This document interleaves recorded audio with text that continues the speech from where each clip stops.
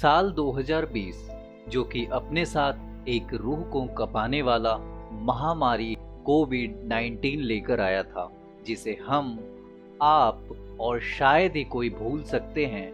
And जब भारत के लोग कोविड-19 से जूझ रहे थे, लोग अपनी जानें खो रहे थे, उसी बीच 7 अगस्त 2020 की रात एक दिल दहला देने वाला प्लेन दुर्घटना होता है, जिसमें air India express flight Dubai से 190 पैसेंजर्स को वंदे भारत मिशन के तहत लाते टाइम एंड कोझिकोड केरला के कैलिकट इंटरनेशनल एयरपोर्ट पे लैंड करते टाइम फिसल कर 30 फीट गहरी खाई में गिर जाता है, जिसमें 19 पैसेंजर्स सहित दोनों पायलट्स की मौत हो जाती है एंड 100 से ज्यादा लोग बुरी तरह से घायल हो जाते हैं।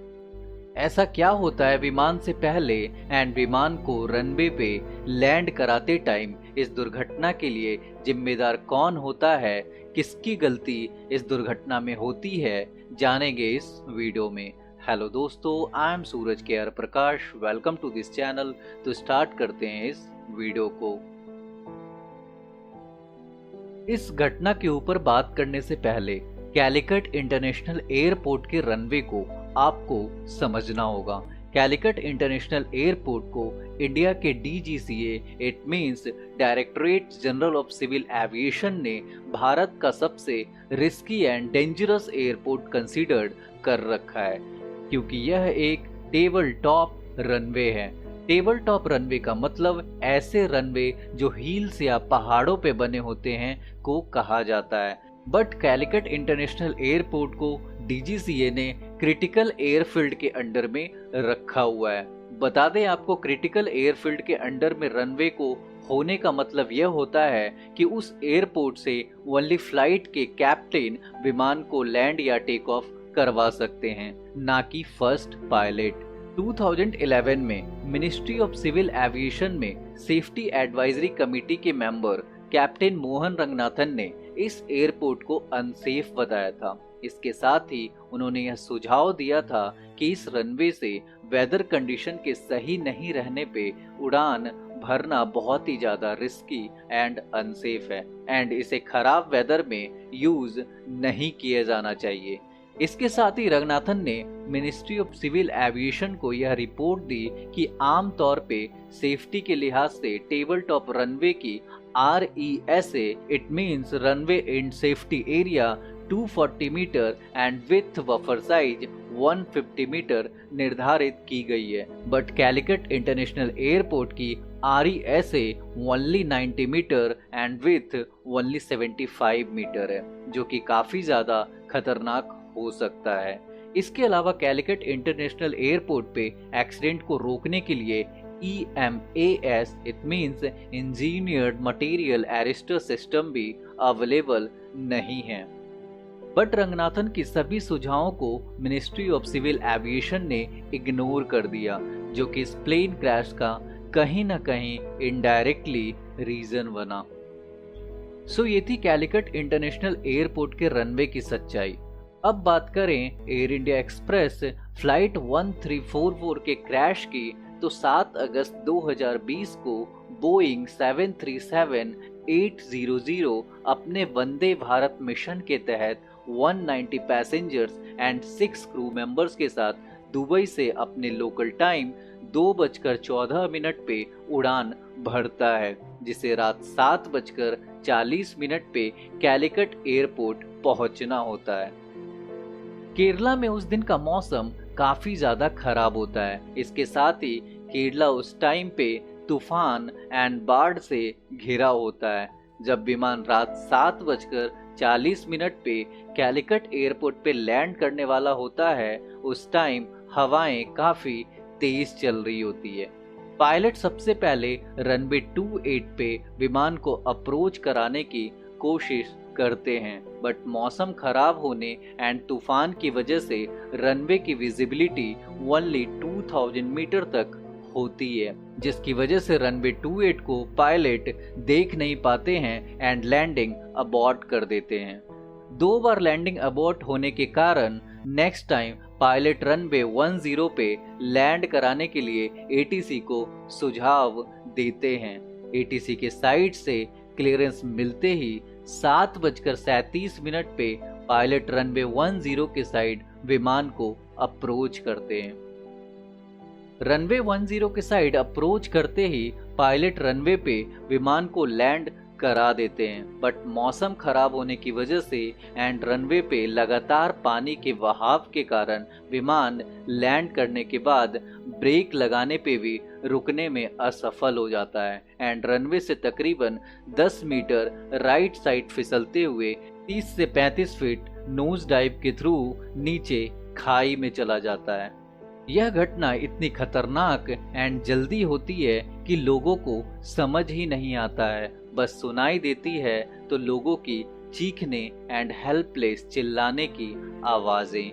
विमान 35 फीट नीचे जाते ही 2 टुकड़ों में ब्रेक हो जाता है एंड इसका अगला हिस्सा पूरी तरह क्रैश हो जाता है क्योंकि विमान नोज के थ्रू खाई में गिरा था। इसके साथ ही विमान में किसी तरह की आग लगने की घटना नहीं हुई। इन्वेस्टिगेशन के बाद यह पता चला कि पायलट ने खाई में गिरते हुए एंड नीचे क्लिफ में टकराने से पहले मेन इंजन को बंद कर दिया था, जिसकी वजह से विमान में आग नहीं लगी। लेकिन दुख की बात यह है कि पायलट्स की जान नहीं बच पाई। हम विमान में मौजूद पायलट्स को सैल्यूट करते हैं क्योंकि ऐसे सिचुएशन होते हुए भी उन्होंने अपनी जान की परवाह ना करते हुए मेन इंजन को बंद करके इस घटना को बड़ी घटना में बदलने नहीं दिया, क्योंकि विमान में आग लगते ही विस्फोट हो सकता था एंड सभी पैसेंजर्स एंड क्रू की जान जा सकती थी। यह क्रैश एयरपोर्ट टर्मिनल से तकरीबन 3 किलोमीटर की दूरी पे हुआ था। इस प्लेन में सवार 190 पैसेंजर्स एंड 6 क्रू मेंबर में से 19 पैसेंजर्स एंड दोनों पायलट्स की जान चली जाती है। चूंकि प्लेन नोज के थ्रू नीचे टकराया था, इस वजह से मरने वालों में अधिकतर लोग आगे की सीट वाले होते हैं। इसके साथ ही 100 से ज्यादा लोग इस घटना में घायल हो जाते हैं, जिन्हें इमीडिएटली हॉस्पिटल शिफ्ट कराया जाता है। इस घटना के बाद DGCA AAIB, it means aircraft accident investigation bureau and flight safety departments ने मिलकर इन्वेस्टिगेशन स्टार्ट की, जिसमें USA ने NTSB, it means national transportation safety board के एक मेंबर को भी भेजा था इस घटना को इन्वेस्टिगेट करने के लिए। इन्वेस्टिगेशन में flight data recorder and cockpit voice recorder से यह जानकारी मिली कि लैंड करने से पहले रनवे से तकरीबन 140 मीटर ऊपर विमान की स्पीड 167 नॉट्स थी, it means 326 kilometre per hour थी and at the same time हवाएं 17 किलोमीटर पर आवर की स्पीड से बह रही थी। इस डेटा को मिलते ही इन्वेस्टिगेशन टीम ने इसे कंप्लीटली पायलट एरर बताया, क्योंकि स्पीड देखते हुए मौसम खराब में विमान की एल्टीट्यूड काफी कम थी।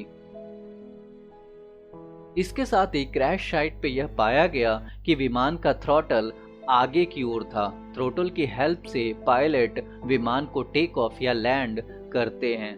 थ्रोटल के अलावा विमान की स्पीड ब्रेक भी हटा हुआ पाया गया, जिससे ये अनुमान लगाया गया कि लैंड करने के बाद पायलट ने विमान को फिसलने के टाइम इसे टेक ऑफ कराने का निर्णय लिया था, जो कि और भी ज्यादा इस डिजास्टर का मेन कारण बना। वहीं DGCA के एक अधिकारी ने यह बताया कि प्लेन में गो अराउंड के लिए पर्याप्त फ्यूल थे। इसका मतलब है कि पायलट विमान को लैंड कराने से पहले स्टेबल करने के लिए फिर से एक बार घुमाकर लैंड करा सकते थे।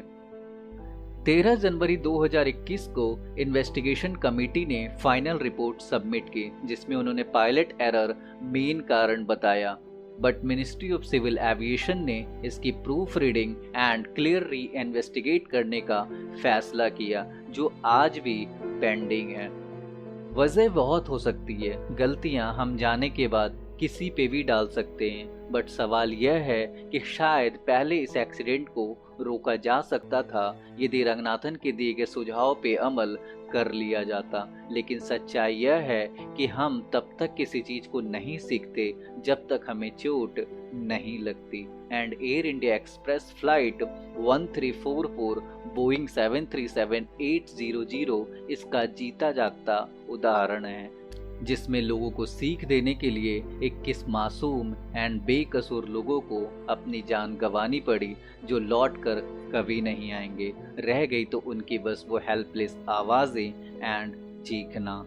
अफसोस की बात यह है कि पायलट्स जाते जाते सारे ब्लेम भी एंड सारी गलतियों की जिम्मेदारी भी अपने साथ ले गए, जो कि सफाई देने भी कभी नहीं आएंगे एंड 169 लोगों की जान बचाने के बाद भी एप्रिसिएशन की डिमांड नहीं करेंगे।